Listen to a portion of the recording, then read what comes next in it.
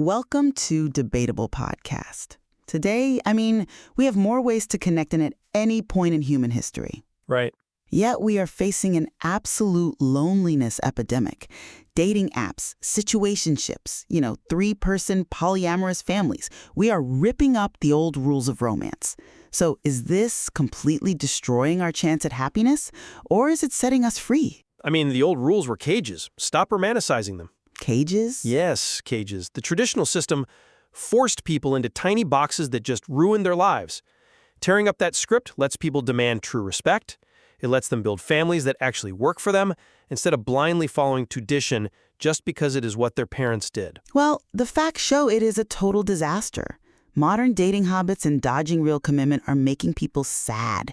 They are making people incredibly lonely. That is just not true. Changing the rules means chaos.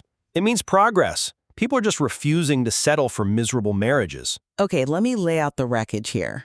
Modern dating is a wreck. People treat dating apps like behavioral casinos, and it absolutely ruins their self-esteem. Come on. No, listen. They are so terrified of divorce that they push themselves into vague situationships. They want all the perks of a partner with zero labels and It is a test drive. zero future.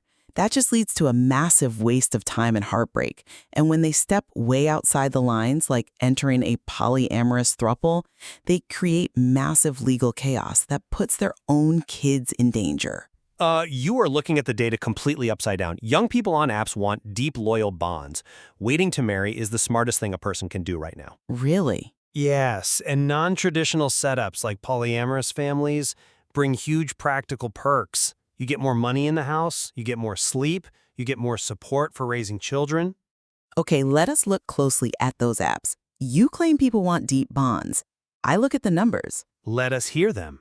There is a massive study in the International Journal of Indian Psychology. They tracked 400 people who moved from online dating to offline relationships. Uh-huh. Couples who met on apps scored lower in happiness. They hit a 24.5 on the relationship scale. Normal couples who met offline scored a 26.3. You call them normal. I call them lucky. Lucky. Yes, lucky. Meeting offline is a luxury most busy people simply do not have anymore. You work 50 hours a week. You do not have time to meet someone at a grocery store. Well, then explain the heavy users. The heavy app users actively hate their lives. Do they? Yes. They score just an 18.4 in life satisfaction. They suffer from terrible low self-esteem. Because dating is hard. No, because dating apps are not matching platforms. They are behavioral casinos. They gamify human connection. That is a massive stretch. You are swiping because your brain wants the dopamine hit of a match, not because you are evaluating a partner for loyalty. So So you are reduced to a 2D image. The algorithm literally ranks your face. That is why their self-esteem crashes. It is toxic. you just completely ignored the most critical number in your own study. Which is? App users who are looking for real commitment score a very high 27.1 in happiness. That is higher than your traditional couples. But the heavy users are still miserable. The app design actively punishes them. It proves intention is all that matters. A tool is just a tool. A Tinder study backs this up completely. A Tinder study, great. Listen, young people are not just playing games on there. 70% of women want a partner who respects them for who they are. 56% of men and 68% of women want loyalty above all else. They are hunting for a real connection. Okay, if they are all hunting for a real connection, why do they constantly ghost each other? Explain that. It is not that simple. If everyone is so noble, why do heavy app users end up depressed and ghosted after 3 dates? Using a dating app to find loyalty is like going to a fast food drive-thru expecting a home-cooked meal. Well, they get ghosted because people refuse to fake an emotional connection just to be polite. The system is frustrating, sure. Highly frustrating. They end up burned out because finding real loyalty is incredibly hard work. Ghosting happens because they have high standards. They refuse to settle. No, they get ghosted because the apps treat humans like disposable products. You swipe, you discard, you move on to the next phase. That is purely cynical. You always think there is a better option one swipe away. It creates an illusion of infinite choice.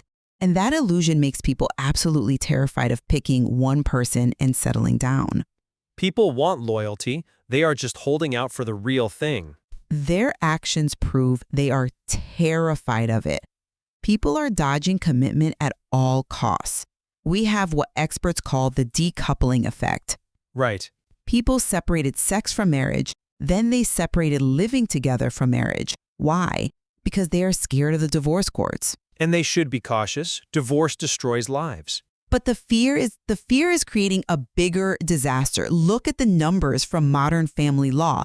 The divorce rate for first marriages is 40 to 50%. Which is why they wait. It jumps to 60 to 67% for second marriages. It hits 70% for third marriages. The average marriage that ends in divorce lasts just 8 years. People watch this happen to their parents, so they hide in situationships. A situationship is a test drive. They are protecting themselves. They are stuck in the mud. A situationship gives you the physical parts of a relationship. You get the sex. You get a person to text at night. Exactly. But you cut off the future. There are no boundaries. You stay in this low-stakes holding pattern. It kills the actual work of commitment. Well, the current divorce rate is actually dropping. It is down to 2.5 divorces per 1,000 people. Because fewer people are getting married in the first place. You cannot divorce if you never commit. No, because the people getting married are actually ready. Look at the education stats. People with college degrees are 30% less likely to divorce. Yeah, but why? Because they wait. Cohabitation is a test drive. You figure out if it works before you sign a legal contract and involve lawyers.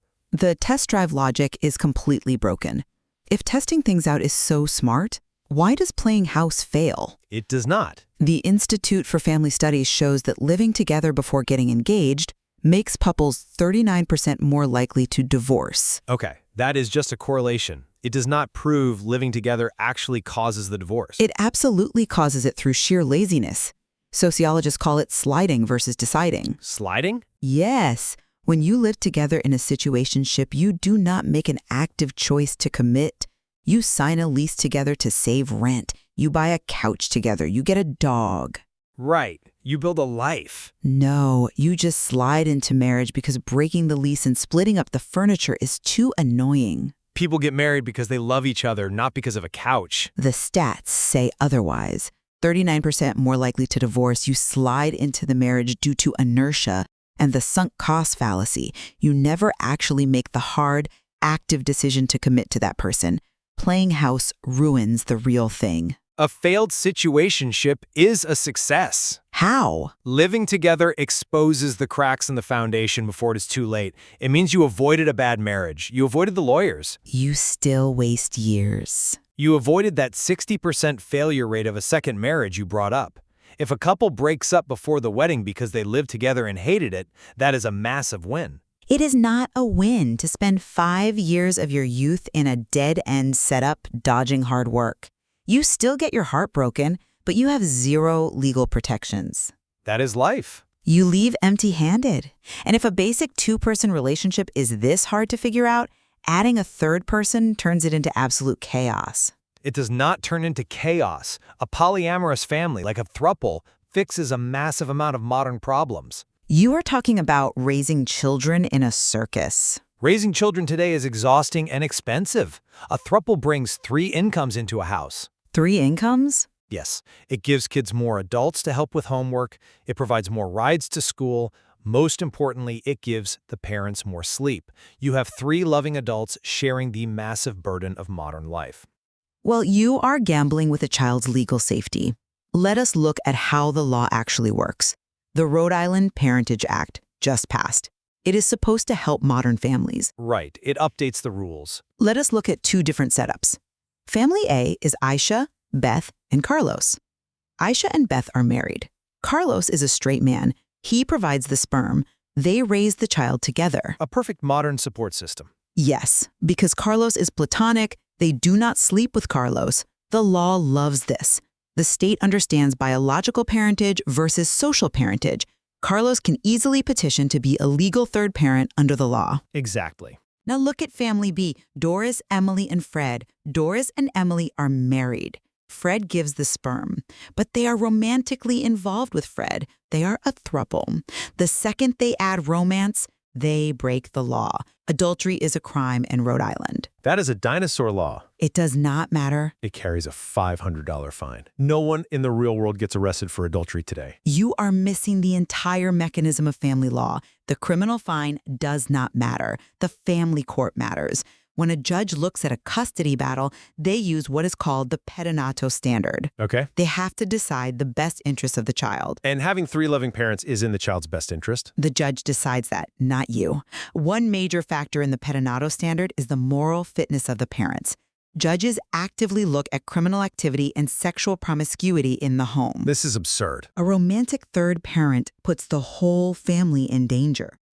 If things go wrong, you risk losing custody of your kids to the state because a judge views your throuple as an unstable, illegal environment.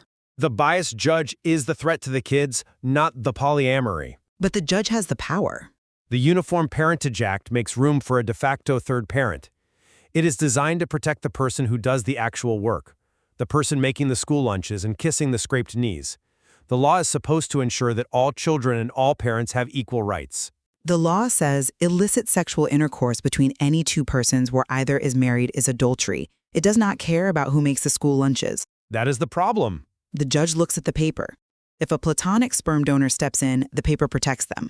The second you sleep with the third person, you burn the paper. Sticking to dead laws that ignore how people actually live leaves families unprotected. When courts use outdated moral standards to tear apart loving homes, the system is completely broken.